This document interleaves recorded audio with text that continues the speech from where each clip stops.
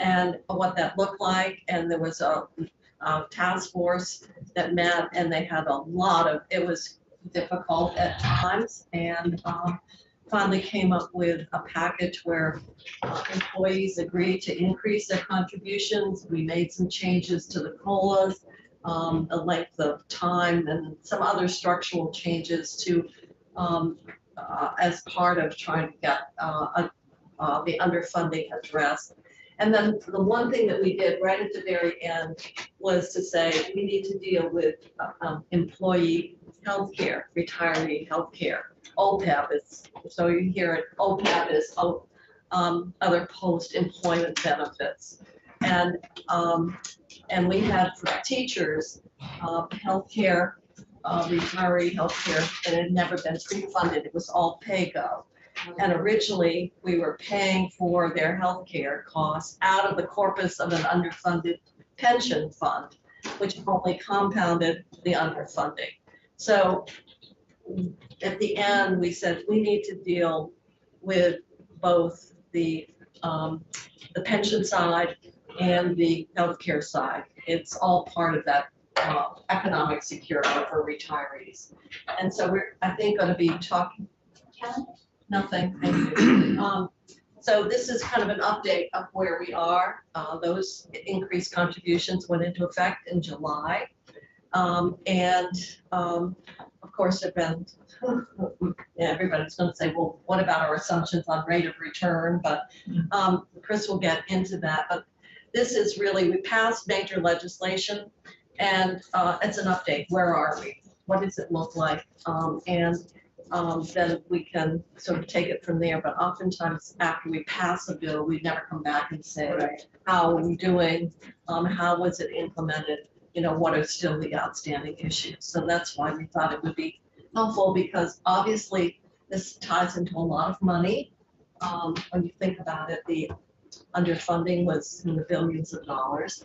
And then it gets into the government ops piece as it relates to state employees and well, the municipals it's part of, was not part of this at all, just teachers and state employees. So with that background, I'm going to turn it over to Chris to give us that update on where we are now. Sure. Thank you, Madam Chair. For the record, Chris Ripp, Joint Fiscal Office. I really hope you all had a break from thinking about pensions for a while. Since, no, I have had no break. With the exception of the chair. But I wanted to just provide a quick sort of overview about now that we have the fiscal 22 valuations in for both the pension systems and the OPEB systems to see, you know, how are we doing, what has happened over the last year, and what impact did Act 114 that you all passed last year have on the systems. So this slide deck sort of assumes that you have some foundational knowledge of pensions. So this is really not going to be a 101 level type of presentation, but if anybody here would like that type of presentation, just reach out to me and I'm happy to do it. If you'd like a little additional background of what happened in the last year or two to sort of get us to this point, I would suggest that the Pension Task Force report that was issued last January would be a very good starting point to get that background. But sort of the bottom line up front here on the pension systems is that the funded ratios for both the state employee and the teacher systems improved over the last year. And the ADAC savings, the ADAC is how much the actuaries say the employer should pay every year to fully fund the systems, is gone down for FY24 relative to sort of the baseline, what we thought it would be. Act 114 last year is the reason the pension systems gained ground last year. If there was no Act 114, the systems would have lost ground and the unfunded liabilities would have increased. Why? It's because we had a really, really weak investment year last year due to all of the forces happening globally. We had a really, really strong year in FY21 where we had some of the strongest investment returns since the early 1980s. And then we saw pretty significant investment losses in the current year. Inflation, as you know, has also been at historic highs in recent years, really at the highest levels for at least 30 years. And that impacts the pension systems in a negative way because salary growth of the active workforce is obviously influenced by inflation, but the cost of living adjustments that current retirees receive are calculated based on the consumer price index. So when the CPI is running high, like it has been, you have larger than assumed COLA benefits being paid out. Just a quick refresher, Act 114 last year, that involved $200 million of one-time payments to the pension systems, which went toward the unfunded liabilities. Beginning this fiscal year, the law calls for what we sort of colloquially refer to as plus payments above and beyond the actuarially recommended amounts. This year, those plus payments are to be $9 million per system. Next year, $12 million per system. The following year, $15 million per system, and they would remain at $15 million. So each of the systems respectively reaches 90% funded. The impact that those plus payments have is you're essentially making an extra payment every year and further chipping away at your unfunded liability principle, which is saving you interest costs over the long term. And over time is flattening out the growth in your future payments. So the sort of shorthand way to think about it is if you pay a little bit more now, you're going to pay a lot less in the future. And that was very important to the retirees, to the unions, to have that plus payment. And they were saying, we want you to, and sort of was how do we figure out how to do that? But by putting in the one-time payment and reducing our amortized liability, we were able to save on our debt service side. And so we were able to move money, but we had to keep it all, we had to keep everything that was in there and those base increases because of the review and the big increase in the ADEC. That all had to stay in place to make this work. But the plus was one of the things that employees were very, very adamant. They felt there needed to be some additional give on the part of the state. And it wasn't giving them more, it was basically giving a faster pay down on the underfunding. So that from a political context, that was part of the negotiations. And Senator, you mentioned the importance of employers sort of paying more. The employees who are currently working are also paying more. And that was another sort of key feature of Act 114 was when the assumptions changed a few years ago, the price of the benefit went up. And that's sort of reflected in what we call the normal cost. Whenever you're an active member making contributions out of your paycheck, that's going toward the normal cost of your own future benefits. So the total cost went up, and I think parties realized that it wouldn't be inappropriate for members to pay more in recognition of the fact that the total cost went up. For every additional dollar that an employee pays in their contributions is a dollar that the employer does not have to pay through the ADEC. And this is particularly significant when it comes to the teacher system, because the normal costs are funded out of the ed fund in the teacher system and the unfunded liabilities out of the general fund. So an additional dollar that active members are paying in that system is a saved dollar out of the ed fund. And this will be important when we pivot to the next slide deck about OPEB. The last piece about the sort of overall construct in Act 114 was members of both systems agreed to some minor changes to the cost of living formula for people who were not yet eligible to retire. So it was for folks who are eligible beginning the end of FY23. The thinking behind that was you didn't want to cause a mass exodus of people who are already eligible to retire. You want to encourage people to work as long as they feel like working. Going back to some numbers here, what's happened in the last year? Well, the unfunded liabilities decreased across both systems by $144 million, and the funded ratios improved. So you can see here on line 5 of the chart that the state employee unfunded liability went down by $26 million. The teacher unfunded liability went down by just under $118 million. Something that kind of interesting happened in line 2 and line 3, the market value and the actuarial value of assets. The market value of assets declined quite a bit by $232 million. That is the reflection of the weak global investment market over the last couple of years.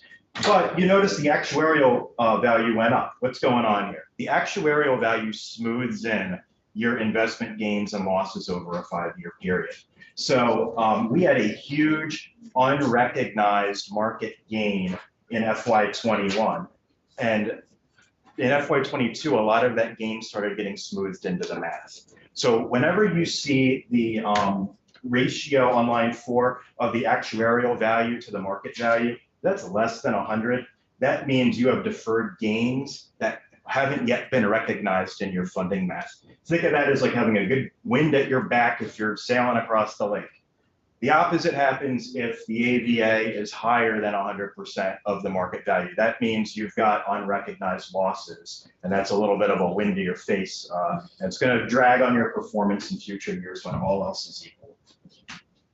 Investment performance, both systems had negative investment returns due to the global market conditions. The actuaries calculate this slightly differently than VPIC does. I go by how the actuaries calculate it because that's how we figure out what the funding contributions need to be in future years. Like I said, the way we have our smoothing method, which is very common in pension systems, is your yearly gains and losses are recognized over a 5-year period. Why does that happen? Well, take a look at how jagged that graph is. Those bars show you the market gains and losses every year. So you can have a year that had, over 20% gain immediately followed by an 8% loss. The line there shows the actuarial value and how you smooth out that volatility.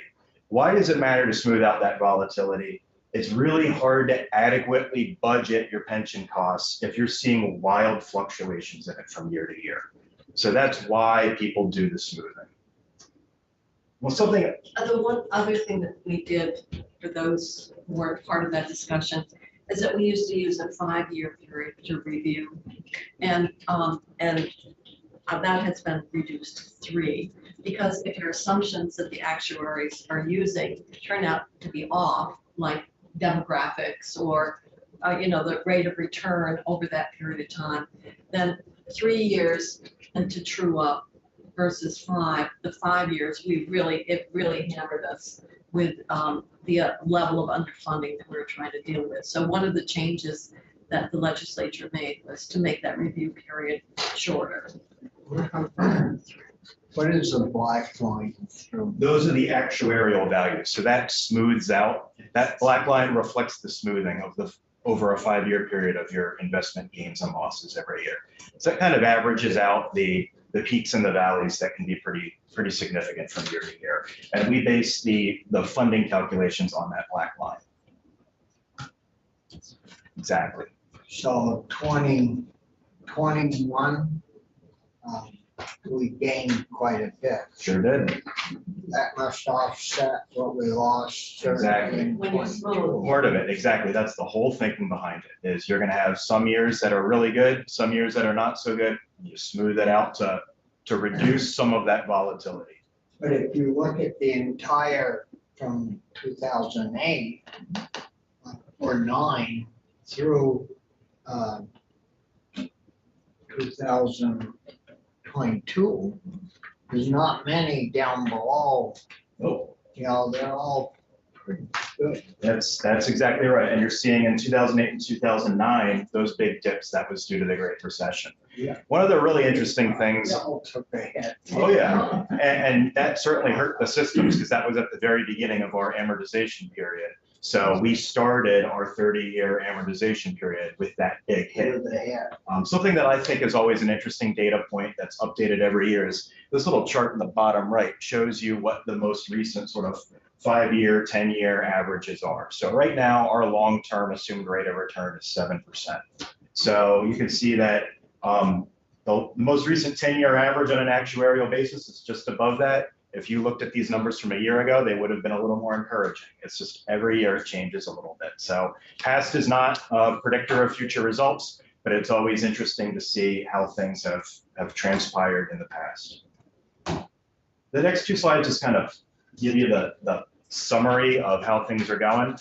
This is the state employee system. You can see the red line is the actuarial accrued liabilities. That's the present value of how much we owe in future benefits that were earned by the currently retired and currently active workforce. So that is a way of thinking of the present value of what the system is on the hook to pay. How far does that go out when they are calculating that value? As far out as there is predictable service credit, it's based on what has been earned up to this point. So if you're It's like using the average lifespan of the worker. so all of those assumptions, yeah, that's a good point though. Everything around pensions is based on long-term actuarial assumptions. So my caveat, which I should have said at the beginning, was nothing about this is set in stone. Everything is subject to change, and everything I'm saying here should assume that all else is held equal. So that's the only way you can really talk about this stuff. We know, in fact, that all else is never equal from year to year, which is why they do these actuarial valuations on a year-to-year basis. That's your time to really true up and see what did reality actually end up meaning over the last year for our system. But the red line represents the present value of what the systems owe. Blue line shows the actuarial value of assets, the money on hand to pay those. The gap between those lines is your unfunded liability.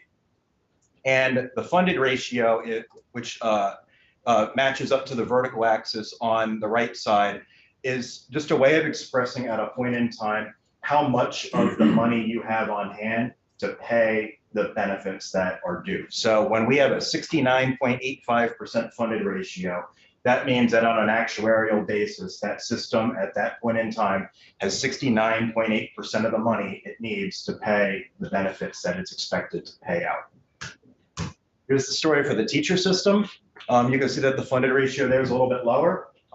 There's lots of reasons for that we can have another offline conversation about, but in generally the teacher system is in a little bit worse shape than the state system is, but both systems did see improvements from year to year in their funded ratios. Let me just use this as an opportunity to say, it's not fiscally prudent to defer payments of these liabilities.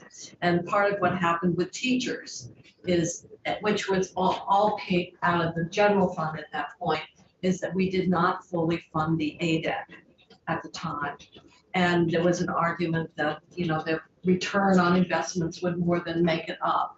And so I think 1 year in the chronology, the amount that we paid of the ADEC was less than 40%. So the lesson that I hope future legislators would learn is that when you have to deal with this and you defer it and you underfund it, when you have to deal with it, it is much, much more difficult and complicated. So when we're thinking about additional, new things that we would like, we see it, we've been not fully transferring the money to VHCB.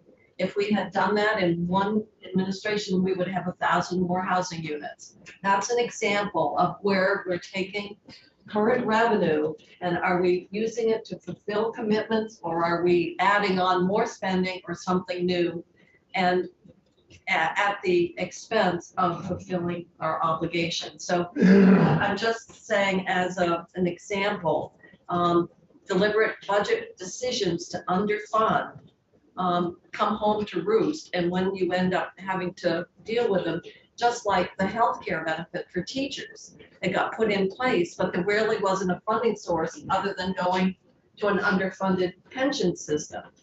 And so we finally dealt with that a few years ago to go to a pay-go and not put greater pressure, but we never did a pre-funding at the time the benefit got in place. So from a budgetary perspective, the only thing I can say, if there's lessons to be learned, it's don't defer, because a promise made is a debt unpaid. Right. And we have to make sure that we are not making short-term decisions that have a very long-term cost.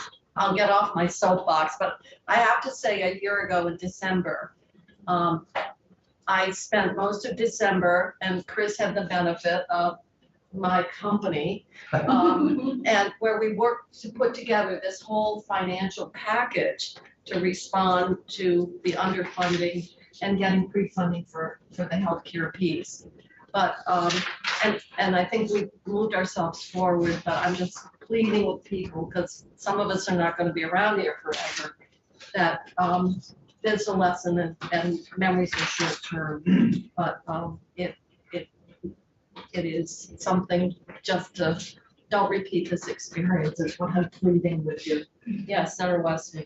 So the two charts that you've just shown, this is based on the assets that are in there now, or including the decisions that we made? So are you saying between the two, we still have a $3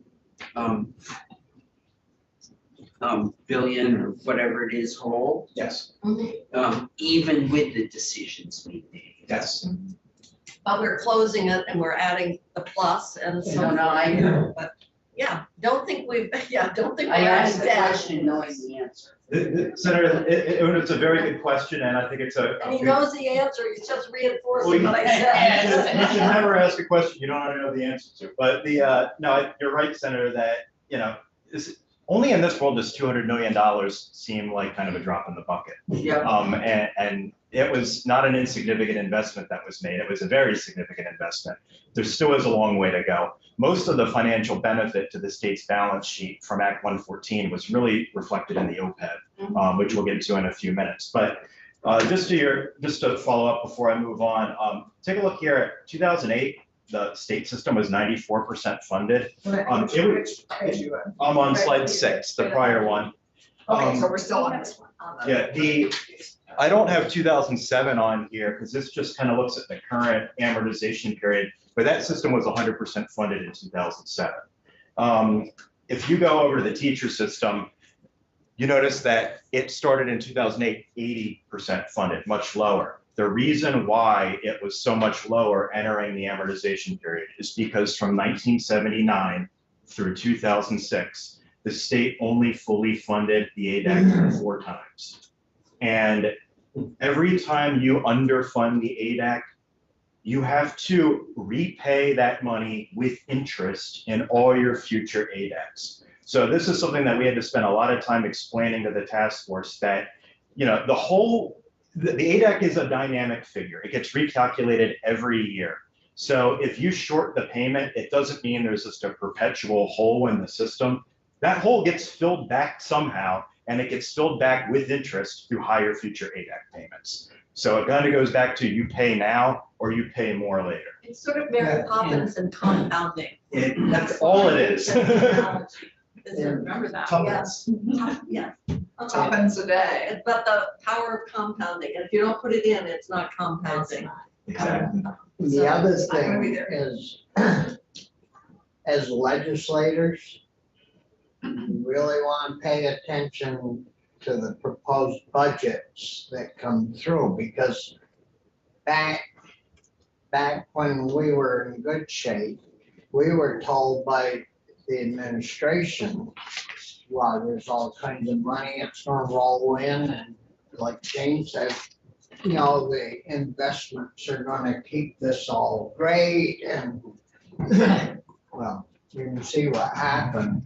And so eventually, some of you will be in this room, possibly, and you want to pay attention to the And I budget. think by 2038, Yeah, There might be a new room. it might be, a lot of us, we may not even be upright at that point, but why don't we keep going? All right, this chart here this figure aims to summarize in both pension systems what's happened over the last year. So something important is if you see a negative value here, a bar below the line, that's a good thing. That is an actuarial gain. That is something that lowered the unfunded liability.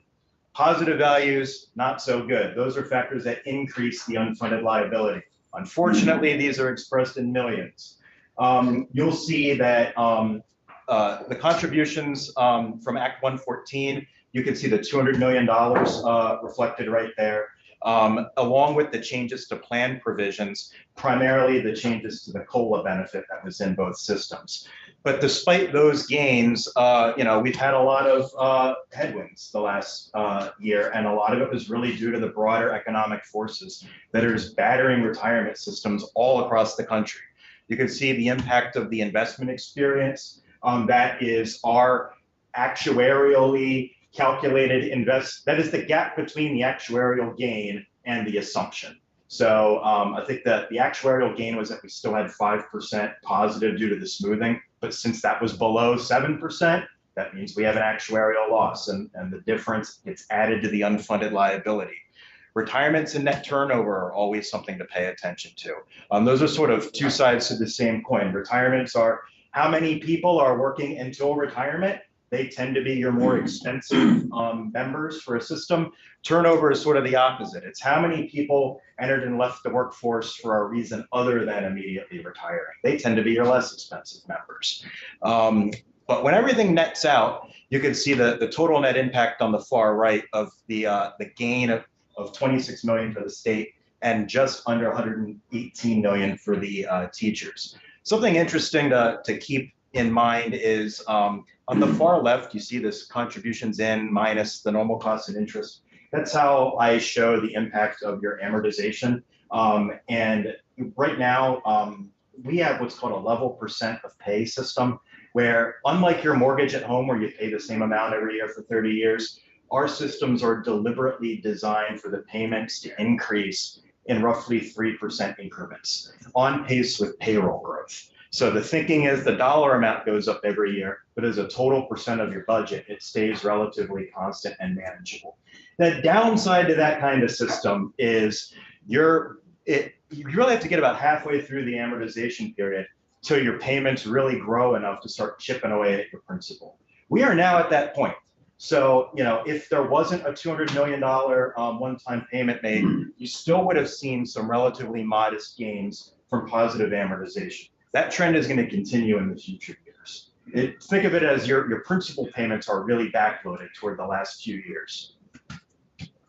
The ADAC. So you'll see here every year on the valuations, they will show what the actuaries recommended the ADAC should be, and then how much was actually paid in. And you can see that for almost every year, the actual amount paid in has exceeded the actuarially recommended amount. That huge spike in 2022 is your $200 million one-time payments from Act 114.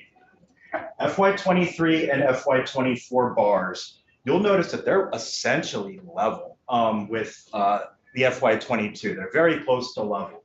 That is due to some of the benefits of Act 114. These are the actuarially recommended amounts. The budget does fully fund the FY23 amount. We won't be able to do the math on how much was fully contributed until the books close for the fiscal year. What this doesn't show is the plus payment. So on top of the FY24 numbers, you would add 9 million on top of those. But I wanted to show the actuarially recommended amounts in isolation of the plus payment. So you can see the fact that those blue bars in these last 3 years are basically flat, and you're seeing very minimal growth where you would normally expect to see 3% growth every year. All right, so we did a little. This is very busy. And we're almost done. We did a little math, and there are a lot of figures here. yeah, I'm going to cut right to the chase. But we did a little math and said, all right, what if we didn't have Act 114? And not actuaries here, but let's isolate the impacts of Act 114 from all the other experience losses we had last year. And our estimate shows that instead of reducing the unfunded pension liabilities by 144 million, they would have increased by 133 million.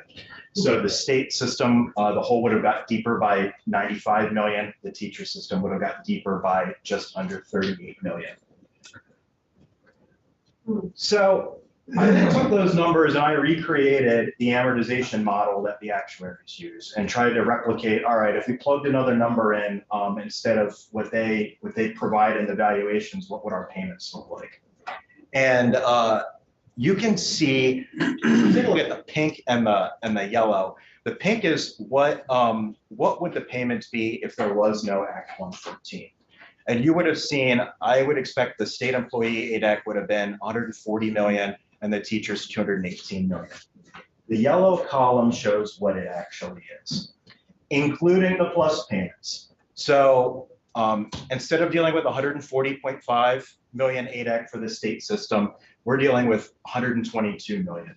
So you add the plus payment on top of that, the $9 million plus payment, and your total employer pension cost would be 130.9 million, roughly $10 million less than it would have been had there been no Act 114. So the plus payment is more than paid for in that system. Similar story with the teachers. Instead of seeing we would have expected a almost $219 million ADAC across all funds, and instead we're looking at 194.3, add on the $9 million plus. The 203.3 is $15.5 million less than we likely would have been paying had the legislature not acted last year. That's a pretty interesting story to tell. That's a good story. So this just kind of visualizes the plus payment and the future growth on your amortization schedule moving forward. You can see that, had there been no plus payments, the dollar values in those blue columns would have increased by 3% a year in future years. You can just look at first glance, those blue bars are not increasing by 3%. They're increasing by a much lower rate. This is what it looks like, where you're paying a little more in the future years, and the positive benefits of that are reflected in lower future ADAC payments. So you're essentially flattening out the cost curve over a period of time. This chart's real busy, but I just want to show you, I tried to cram a lot on one slide here, but the pink diagonal is what would the future payments likely be if nothing changed last year legislatively. And the columns show you the reality we're looking at today based on the FY22 valuations. Where's the pink So, dot? yeah, We don't Oh, I'm sorry, the dotted pink in the background there with the, we can't see The it. dotted line that goes kind of like I that. mean, the line. the one going this way. And The one- Andrea's okay. name is over the 216.6. Yeah, I'm sorry about that, but yeah. Line. You can see though that the gap between what we likely would have paid and what we can expect to pay now gets pretty striking when you move closer out to 2038. The arcs that curve from the left down to the right corner shows you the unfunded liability balances. So the dotted is under the hypothetical, what if nothing happened? The black is showing what we're expecting now. So the story you see there is we're paying the balance off faster than we otherwise would have been. Similar story for the teachers. I'm not going to dwell on this, but you can see the same data just updated for that system as well. Membership trends, both systems have just continued to mature. That means, we're getting more and more people getting benefits out of the system relative to active members who are currently paying in. The ratios are pretty close to equal in both systems now. There's not a lot of massive spikes in the retiree population from year to year. What you're really seeing here is the maturing of the workforce. And these are broader demographic issues that have been playing out in places all over the country. Chris, is there a ratio for that pay to active that actuaries like to see? Not necessarily. This is a good indicator of just different systems behave differently. So if you're a really new system and you don't have to, the VMERS system is a good example. They have a much lower ratio of retirees. That's municipal, just Yeah. to let you know, Beamers, what's Beamer stand for? Exactly. And what that means in practice is, there's a lot less cash flow demands on the system. It can influence how you invest your money sometimes. If you're a system that is relatively new and not very mature and doesn't have a lot of people who are currently drawing benefits out, you could probably manage your money in different ways than if you're paying $200 million out every year and you really need to prioritize your liquidity. As a system gets more mature, it gets harder for a system to improve its situation through investment gains alone. For that very reason, more cash is going out of the system. So how much are we paying out on an annual basis? It'd be a nice number to just tuck into our. The state system, retired member and beneficiary data for everybody. The state system's paying out $175 million a year in benefits. And for the teacher system, this doesn't sum, but the service pensioners, $224 million. plus another 3.2 for disability pensioners, plus another 8.3 for beneficiaries. So you're looking at around 230 million out of that system. Rich, your A year. question? So this, since this is your last chart, we're looking at. Oh, he's got OPEB next. Yeah, but this is the Oh. retirement piece. Yeah. The OPEB's the really good story. So given where we were, the actuarials, when would we have run out of money in each of the funds? And based upon what we've done, knowing that we still have a ways to go, where would we run out of money? Yeah, that's a great question. And, the answer would be that the only way you would run out of money is if everybody stopped paying into the system. I mean, I don't want anybody who's in the system to think there was a danger of the system imminently running out of money. I think what the reality you would see is the bill handed to the legislature every year to maintain the system would just grow more and more every year. Well, that's with the commitment that we would continue to grow like I that. want you to reduce benefits. But- Yeah.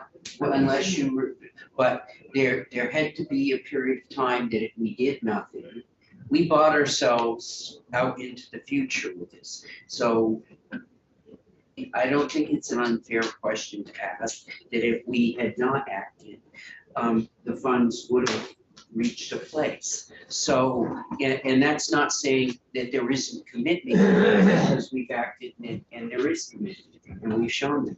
But Yeah, I understand your question. I think the only way though that situation would play out again is if you would have to have the state not making any more payments. yeah, And because the math, the GASB rules require us to be honest about trying to fund our liabilities. And it's just a matter of the lower the asset balance gets in the system, the greater the unfunded liability and the greater future budget pressures would happen. It could end up, and this has happened in places, where the hole gets so deep that you can just never afford to make the payments you need to dig out of that hole. As, cities of, well, It's happened in some smaller cities. Ohio, I think. It's important to note that states cannot declare bankruptcy, but there are some smaller communities. Central Falls, Rhode Island was one. the city of New York was on the ropes. And the city of Philadelphia and many others, the city of Detroit. But states cannot declare bankruptcy, municipalities can. So that is not an out from these unfunded liabilities. But yeah, I think realistically what ends up happening is if you deplete the assets, you end up forcing yourself into a pay-go situation. And that's just not good for anybody. What building would we sell first? The billion? So where We could sell Orleans County to Canada. Did you just say that? How much would Troy And go? you get free healthcare. I'd vote for that. The Canadian Alright. model. All right, On to OPEB. that would be part of the. OPEB's a shorter slide deck. OPEB, just a quick reminder, OPEB stands for Other Post-Employment Benefits. It is a fancy way of referring to subsidized healthcare benefits for retired members. This is a really interesting story. OPEB liabilities decreased by 42%, $1.2 billion across both systems. That's net of all factors. And the reason why was because Act 114 established pre-funding for these benefits. So as Senator Kitchell mentioned, prior to this, we've been funding these benefits on a pay-as-you-go basis. So the bill for the current year's premium payments for today's retirees is what was being funded. Unlike pensions, there was no systematic socking away money over the course of an employee's career, investing that money, and then having a chunk of change at the end of their career to fund their future benefits. But now, Act 114 established pre-funding for both of the OPEB systems. The pension systems are scheduled to be fully funded by FY38, the OPEBs by FY48, so it's a little bit longer of a time horizon, and we're at the very beginning of the process. Sorry, when are you? 2048. 48. But something. Definitely not gonna be around. I'll put on somebody's mail. The I'm just thing- saying, We're gonna put you out to sea, Judy. The biggest benefit we saw in the OPEB systems, though, was by pre-funding, the GASB accounting rules allow us to use a higher discount rate when calculating all of our liabilities. So if you're not pre-funding, you have to use a rate that's tied to the 20-year AA municipal bond rate, which was around 2% and super low. Now that we're pre-funding, the rules allow us to calculate all of our liabilities by using a 7% discount. So that by itself reduced the unfunded liability balance by about $1.5 billion. It's a huge amount, and that reflects the fact that the practice now is systematically setting aside money, investing that money, and you're going to have a return over time on those dollars. Pension systems, typically about 60% of the cost of paying out their benefits comes from investment gains. So that's why pre-funding is smart long-term for the taxpayers. I'm gonna put that on my tombstone. Oh, really? I thought you were gonna put, don't defer a debt Oh, unpaid as a debt. Why is Yeah, that that's a- 1.5 greater than the 1.2? You'll see, because there were other factors that cause losses. Yeah. Chris can come up with a really complicated chart to put on here. There's a complicated chart and a few slides. Well, Yeah, but this is why, for me, dealing with the healthcare benefit was so important as we were trying to address the underfunding situation. And so it seemed like we really needed to seize the moment, and we had money and the way in which we could work it, because this really, and this impacts so much. So the task force, this is something we kind of added on right at the very end, but both the NEA and the VSEA were very supportive of, for obvious reasons, to give that kind of security around this benefit. Chris.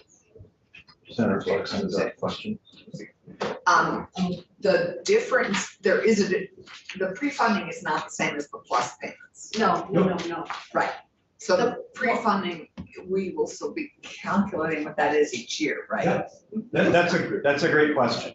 So, Thank you. The plus is just on the underfunded pension. correct. It's just pension on the pension, Right. not on the OPEB. That's what I thought, but we could confuse them because they're both kind of paying advance. No, but that's a great question, because it's a perfect segue to talk about how these obligations are calculated and paid for. Is the OPEB funding system will work just like the pension funding system does. So there's an ADAC that the actuaries calculate that reflects the normal cost plus a payment toward amortizing your unfunded liability by the date.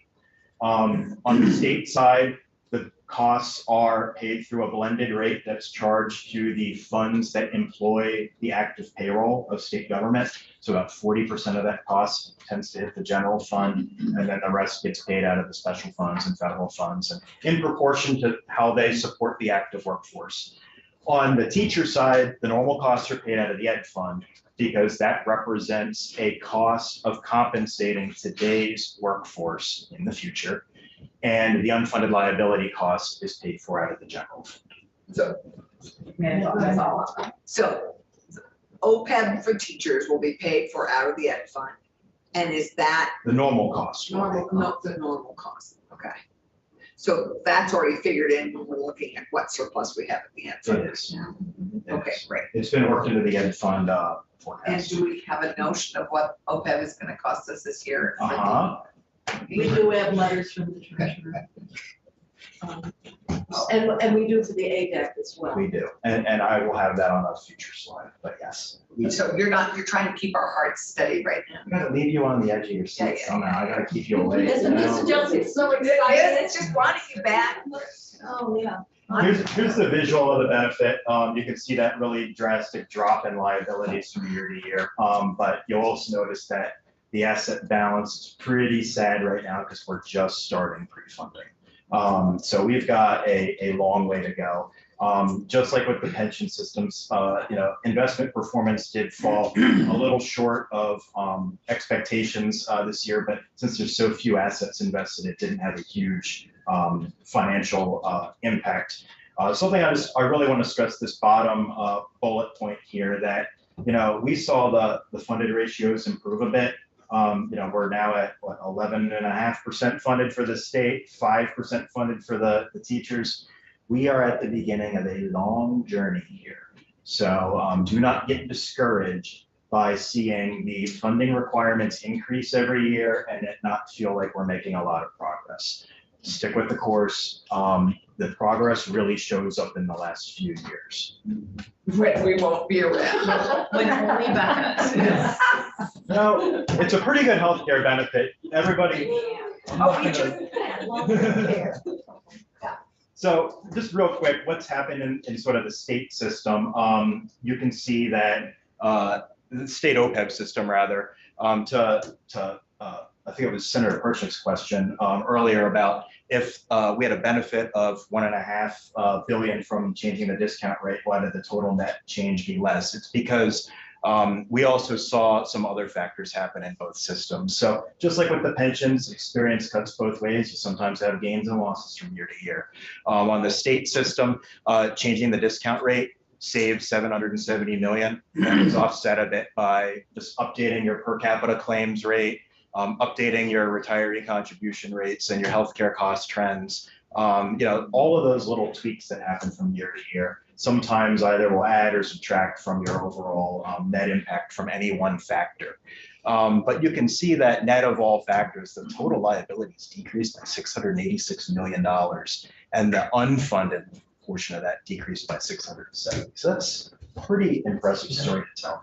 Something, just a caveat around all of this, is predicting healthcare costs over the long term is notoriously difficult. And all of these calculations are pretty sensitive to changes in your healthcare cost trend rates or your assumed rates of return.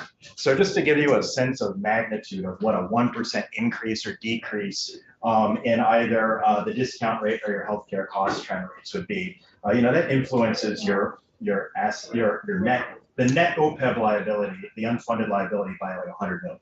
So you can have some pretty wild fluctuations. So 1% is 100 million. It's like 1 cent on the ed fund is 10 million. Something like that. Yeah. Oh, okay. I can keep those kinds of things. I can keep. Similar story on the teacher system. You can see that net of all factors, all of your liability assumptions decreased the liabilities by $605 million.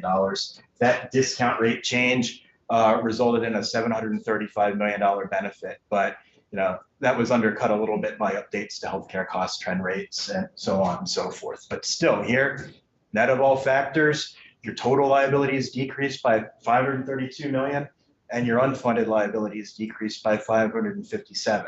Something that happened here and not in the state system was, as part of Act 114, this system received a $13.3 million one-time payment from the Ed Fund to begin pre-funding. Before, you'll notice that there's not a lot of assets in this system. The state system had more assets because they benefited from a year-end construct that deposited 50% of undesignated general fund surplus in the state OPEB system. So they got like $52 million at the end of FY21. That was more than enough for them to begin pre-funding. Act 114 changed that year-end construct. So beginning with the end of this year, instead of that 50% of the surplus going to the state OPEB, that 50% is now divided equally between the two pension systems. So as more of that money materializes, it will further enhance the pension system's funding status. To Senator Clarkson's question, do we know how much this is going to cost? Yes, we do. So this FY23 is the first year of pre-funding OPEB on an ADAC schedule. We just got the numbers in for FY24 from the actuaries. These might be subject to a little budgetary adjustments when they figure out what the offset from LEAs on federally funded employees are. But you can see both in dollar terms and as a percentage of pay that you're looking at roughly 10.5% of pay for VSERS for the state employees. And for the teachers, it's just shy of 9% of pay. It's a little bit more expensive than PAYGO was. It's on average about 4% of pay more expensive than PAYGO was. But over time, it is much more efficient for tax dollars to be pre-funding because again, you're building up a pool of assets over time that is just going to be invested and further grow in the future. So, may I ask, sorry, I'm maybe a little dense here. What does that translate to in terms of dollars? So for FY24 across I all. can't see, I mean, I don't have the printout. So Yeah, for FY24 across all funds of government for state employees, the total OPEB cost would be around $67 million. And for the teachers, it would be $61 million. And to Senator Kitchell's point, the overall intent of Act 114 was some of the savings that were made on the pension side created the fiscal capacity to take on the additional cost of refunding the OPEB. So, a little cost comes down here, and then you can use that freed up capacity to deal with the higher costs needed to pre-fund these benefits. That's just the ADEC, not the part that the employees are putting in. Employees don't pay toward OPEB. Employees pay toward the premiums once they're retired. But when the employers, who are us, put in money, that's different than this, This is the employer contribution. just the budget amount, not. This is both. So this will show you as a percent of payroll and as a dollar figure. So you should expect, if all else is held equal, the dollar figures will increase by 3 or 3.5% a year. And that's just because payroll is assumed to grow all the time. So that's why I like to show both the dollar figure and the percent of pay, because the dollar figure doesn't really tell you the full story. It doesn't give you the context that the percent of pay figure has. So, Yes, so the state is the payer Yes. in both the retirement and for active teachers that I think you would get an argument about who the employer is. I think the local school board would say that they are the employer and sign the contract. That may be the case, but for our purposes, employer means it's not the employee. It's the employing entity. The employer and the state is the payer. For most employees, the exception is if you have federally funded staff in your school, the LEA pays from federal funds for The those. vast majority are the people that the contract that is signed by the local school board. Yeah, we fund the benefits at a state level, but the state does not make the employment decisions at the local level. That's a good point. and that was part of the, was a number of years ago where the general fund was picking up all the retirement that ADEC for teachers, and we moved that to the ed fund because the local schools determine the number of teachers hired, they determine the salaries, so really They their signed the decision, contract. the obligation was being created there, and it really was part of the cost of operating the school. This is the normal cost, current. So that's the important thing. We did not in any way impose the underfunding responsibility onto the ed fund. Was that another reason we went to state-like contract for health insurance for teachers? No, this was That was separately, just trying this to is just save a money. separate discussion.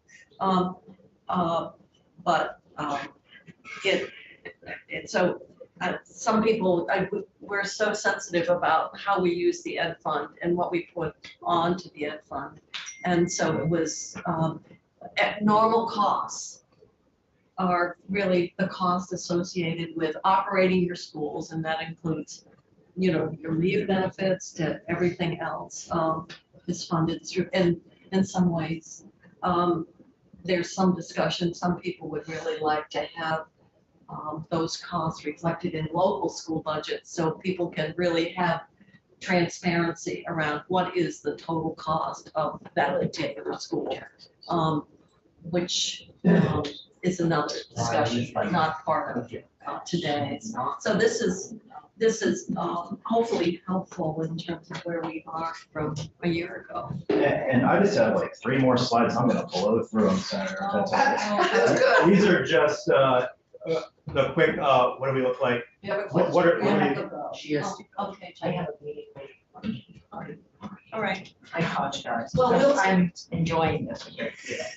Well, we will see it Seriously. because obviously we have to budget the the ADEC and So I ran some projections, just sort of assuming everything's gonna be held constant, you know, payroll's gonna grow like we thought it would, everything else, and these would be the best you're looking at. Nothing is constant in our life. Nothing is constant, but the best I can do is work off the assumptions, and they're long-term assumptions that are subject to annual change.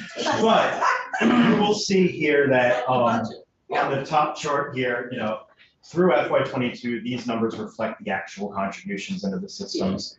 We were funding these benefits erratically, not systematically, on a pay-go basis for whenever general fund surplus or one-time dollars materialized. But moving forward, from sort of FY '24, that's what the GASB reports expect our contributions would be. And then the 25 and beyond were my projections by applying that same rate of payroll to an assumed rate of payroll growth. But you'll see that, especially in the bottom charts, that the way things kind of settle out is in both systems, you're roughly 4% of payroll higher in costs under pre-funding than you are under pay-go. And again, that's because there is a cost associated with that big buy down of unfunded liability on our balance sheet. What if, just like with the pensions, what if we didn't do anything last year? On OPEB, the Act 114, I expect had a positive impact of $781 million on the state employee OPEB system. And you can see here that just the impact of the discount rate change was $770 million. There was also a smaller change around benefit terms that had to do with the changes to the law enforcement mandatory retirement age going from 55 to 57. But if you just back those factors out and sum things up again, you know, you would have expected and held everything else constant. These liabilities would have increased by another $95 million instead of decreasing by $686 million. So we would have had a much different story here. Similar on the teacher side. You know, just reducing the discount or increasing the discount rate due to pre-funding resulted in a $735 million beneficial impact. The one-time appropriation also increased assets by 13.3. Back out both of those factors, and I would have expected that the liabilities would have increased by $203 million. Moving forward, the normal cost needs to be paid for the foreseeable future in order to pre-fund the benefit. That is how you're setting aside money to make sure that the active workforce has a funded benefit when it's time for them to retire. The unfunded OPEB liabilities are on track to be amortized by 2048, meaning that's when we would be expected to be fully funded. Assume the payments are going to grow roughly at pace with payroll. And just like with the pensions, you're going to see these numbers change from year to year just based on what's happened in the system and their experience. You're going to have you should expect some negative amortization to happen in the near term where you'll see the balance increase a little bit while your payments are first starting to catch up.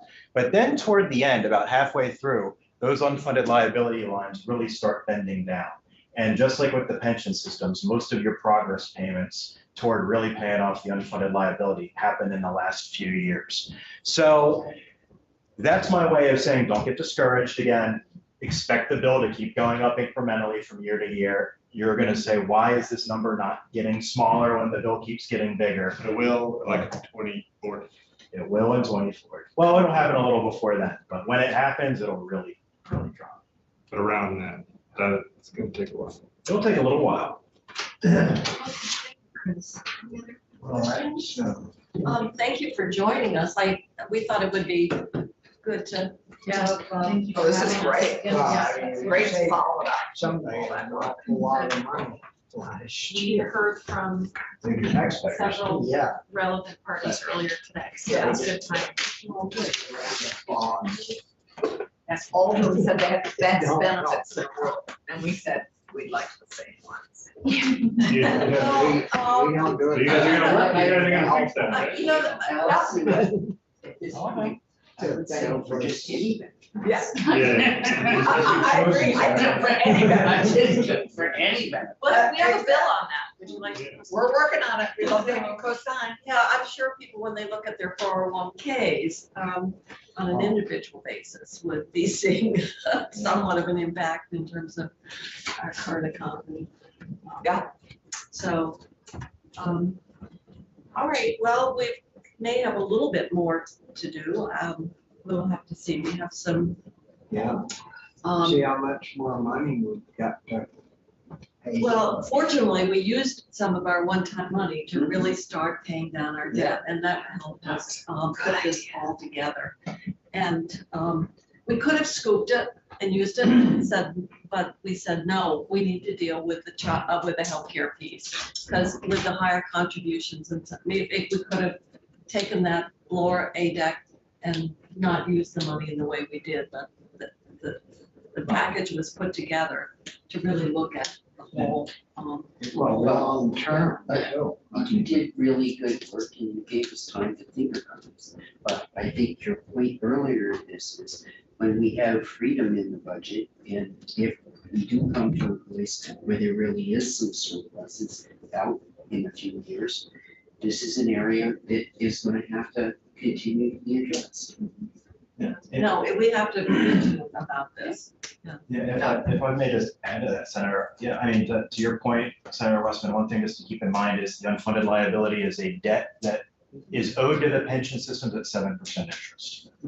And So that's set 7% forever. now it's based, that's the current discount rate based on the assumed rate of return. How often is that? When you owe millions, that. Depends on who you ask, but it's typically following an experience study. So the last time was after FY20. And that was when we got This hit is with not the millions, big, this is big. billions. That's what started all of this. Wow. This is the B word. Oh, well, we've been, some of us have been laboring this business for a while, particularly getting the teachers' retirement for normal. One other thing I wanted to mention, Senator, was since you all passed Act 114, I know at least S&P has increased its outlook for the state from negative to stable, citing Oh, that as one good. of their factors. We did not increase our bond rating rate, but the fact that the outlook changed is a good thing. And Moody's identified this as a credit positive, so this has not gone unnoticed. S&P went from what to what? From a negative outlook to a stable outlook. These were cited in the CDAC report. That's really. That's great. That is an improvement. Stable isn't perfect. Well, thank you, Madam Chair, for having us. Thank you, this was great. Maybe more opportunities. Everyone should back to your committee room. Yeah. No, it's not. Fine. Okay. Okay, I'm gonna have a good time. Yes, they're.